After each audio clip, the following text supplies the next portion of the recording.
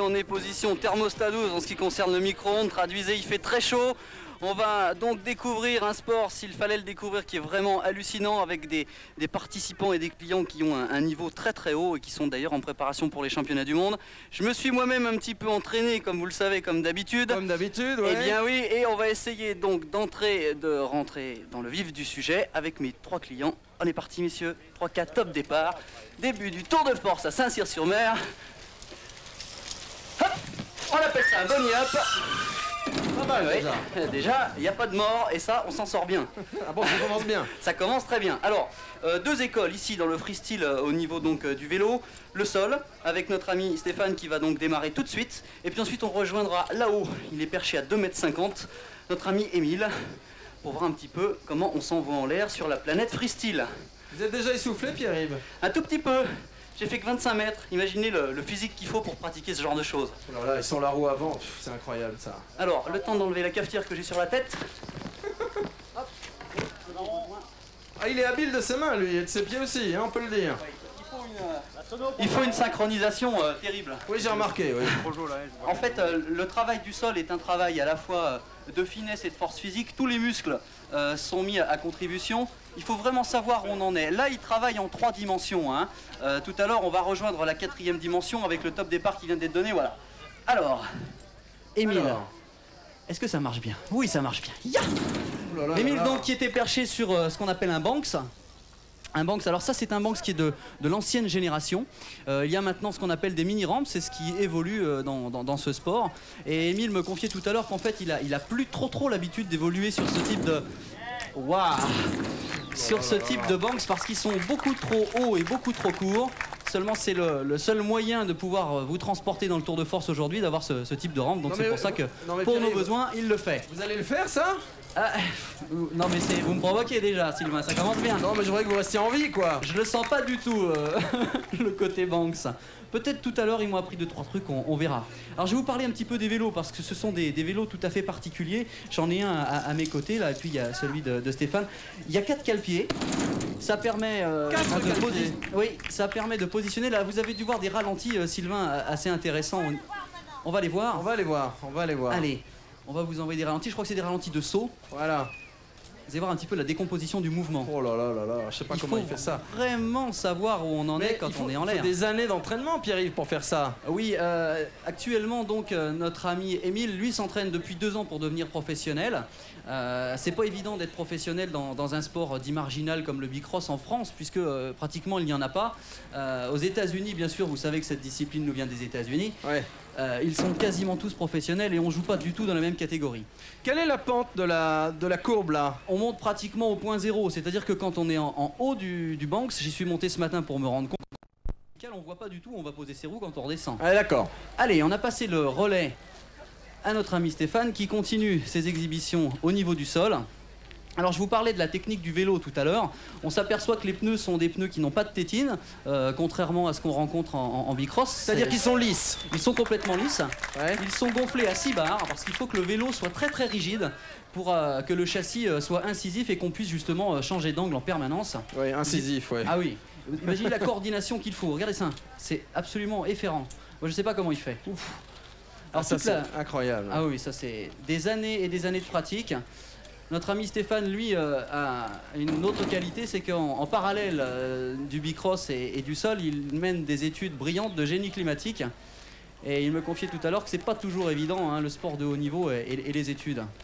Et il faut combien d'heures d'entraînement par semaine en moyenne pour faire ça? C'est une culture, hein, le bicross c'est une culture, on vit, on dort avec son bicross, c'est vraiment... Ah oui, on dort avec, ouais. Ah oui. Alors vous allez voir d'autres ralentis là, qui sont des ralentis sur la discipline de sol. Pendant que Émile... Ah d'accord, il monte dessus, ouais. Monte là-haut. Il fait ce qu'il veut en fait, quoi. Oui, c'est un peu ça, oui. Est-ce que vous avez vu les protections? Ça, c'est très important. Bah, j'ai vu les vôtres, mais on voit moins les leurs. Alors, c'est vrai qu'elles sont un petit peu moins visuelles. On va vous envoyer des ralentis. Attention. Hop, Émile, on s'arrête une petite seconde. On aimerait bien vous voir dans une phase plus décomposée. C'est parti. Ah, parce qu'il va nous le faire au ralenti? Oui. Non.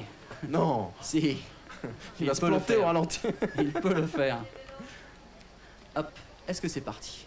Pas encore. Est-ce que vous allez en profiter? Voilà. Ah ouf. Et c'est même rock'n'roll, tiens, comme ralenti. Alors je vous parlais des protections tout de suite, donc évidemment coudière obligatoire, genouillère. Moi-même pour la circonstance j'ai mis un pare-pierre parce que pour vous dire tout à l'heure quand j'ai sauté par-dessus mon client, j'étais pas vraiment rassuré et des fois que ça se passe mal, il reste encore 4 semaines, ça veut dire qu'il faut prendre des précautions. Qu'est-ce qu'on se casse quand on se casse? Bah généralement comme tout ce qui se fait avec des sports à guidon, on a tendance à pouvoir se casser un petit peu des scaphoïdes, un petit peu des clavicules, hein, vous m'arrêtez si je me trompe, et puis des côtes aussi parce qu'il y a des retours de bâtons et les bâtons ici c'est le guidon, c'est vrai que c'est assez souvent. Les dents de devant, non? Les dents de devant. Ouais. J'ai toujours les miennes, donc jusqu'ici ça se passe bien. Vous êtes sans les mains, sans les pieds et sans les dents.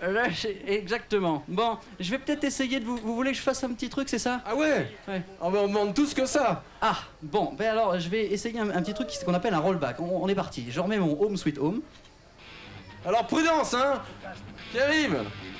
Pas de bêtises, hein. Alors attention, vous allez voir un peu. Voilà. Un petit changement. Et puis, hop. Commencez. Ça, on appelle ça un rollback. Je suis pas rassuré du tout, j'ai pas de rétroviseur, regardez bien. Je l'ai jamais réussi comme ça. Yeah. Non mais faut voir que c'est un amateur quand même si Pierre-Yves est un grand champion. Je trouve que... Hey. Allez, fais-nous un flip back over turnover. Over choucroute, genre comme ça, ouais. avec le... avec le rythme. C'est là qu'on se rend compte que c'est difficile en fait. Bah, c'est là que les choses prennent leur véritable dimension, voyez-vous. Yo, nous voyons. Ouais. Bon, c'est un sport qui est tout à fait accessible. Et d'ailleurs, notre ami Émile vient de créer un club pour les jeunes. Il s'appelle Free Fun, c'est ça. Free Fun Marseille. Lui, il a envie de redynamiser un petit peu la discipline parce que c'est vrai qu'avec l'arrivée du VTT trial, qui sont des disciplines un petit peu plus grand public, on a tous déjà utilisé ce genre de véhicule. Pour dire comment c'est physique, je ne peux plus parler. Donc... Ça essouffle, hein? Ça essouffle. C'est très difficile de parler quand on est essoufflé à la télévision. C'est ce qu'on fait dans ces cas-là? On envoie des ralentis, genre comme ça. Et dis-moi, Pierre-Yves, oui. On peut commencer à quel âge?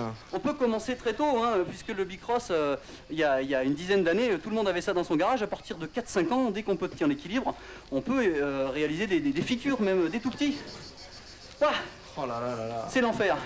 En plus, il fait chaud sous la caveste. Bon, les amis, on en refait un peu de rampe?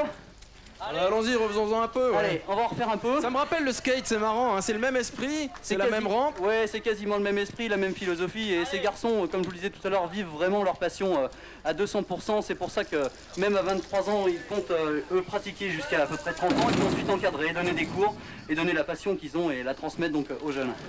J'ai l'impression qu'il va falloir que je monte. Ah, oui, bon, parce que pour tout vous dire, j'ai une interview à faire et il faut que je monte là, c'est ça, hein? Au secours. Allez, ça vous dérangerait pas de m'encourager? Allez, un petit dérapage. Allez, vas-y, vieux. Alors là, encore une petite minute. C'est pas la même. Je suis à peu près à 40 km/h. J'ai le service d'accueil.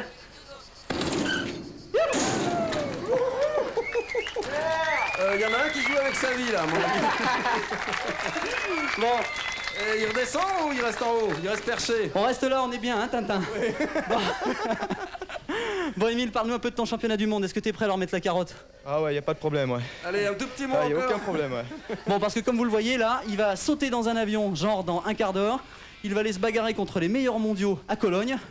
Et puis son pote, il va faire quoi? Retenter le championnat de France de sol l'année prochaine peut-être? De rampe. De rampe, c'est ça, excuse-moi. Oui, car tu as été 3e au championnat, hein? Pierre-Yves. Oui, allô? Je crois qu'on va passer à la suite. Je ne vous reçois plus la tour. Tu me reçois? Bravo à tous, hein, vous pouvez vraiment les applaudir parce que c'est spectaculaire ce qu'ils font.